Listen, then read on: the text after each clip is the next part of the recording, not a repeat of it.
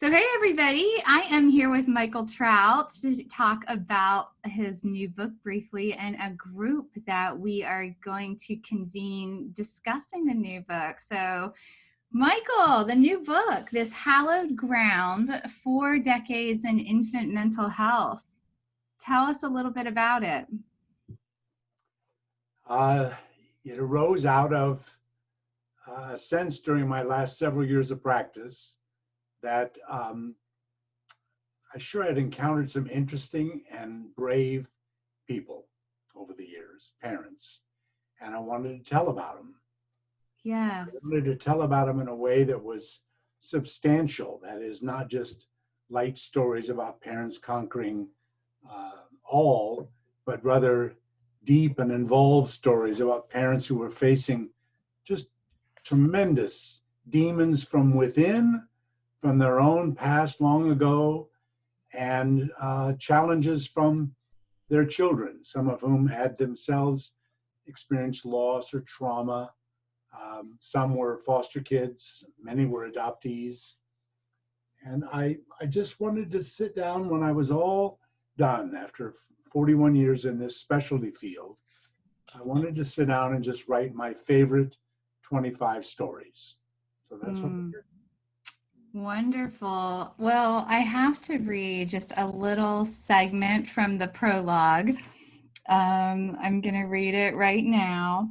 I was on my way to divinity school in San Francisco, having relinquished my 4D deferment at the height of the Vietnam War.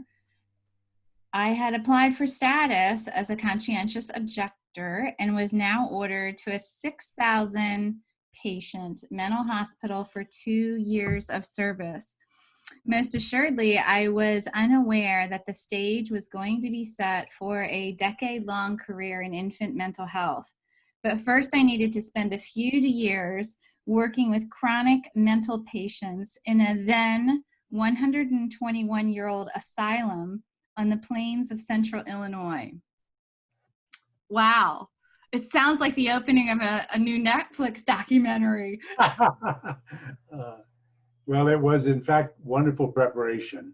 And at the risk of boring the reader or seeming self-preoccupied, I did want to start the book with giving some idea how in the world I ended up sitting at the feet of really hurting babies and mothers and fathers for so long. Because in the book, I really want to challenge, and I guess in our podcast too, I really want to challenge our listeners to think about how they became who they are. Yes, yes. And I wouldn't have the attitude I have, for example, toward diagnosis had I not spent those years sitting in really stupid circles with mental patients in the middle, throwing diagnoses at them that were just plain silly, but made us very popular with the psychiatrist who ran the joint. Yeah, that was a big change for me. And I think it had to be in the book why I came to not trust diagnostic categories as a thing in itself. Yes. Well, I love it. The book is wonderful. The prologue that I read from is so gripping. I just, was so excited to get into it. And just for the folks who are listening, we are putting together a series of discussions. And although this is based on Michael's work in infant mental health, this applies to adults, it applies to babies, it applies to children and adolescents of all ages. Some of the questions that we're going to pose in the discussion group that we're inviting folks to consider joining. How do we become the sort of clinicians we now are? How do parents become the sort of parents they are now? And what are the connections between early experience and how we relate to others as grown-ups?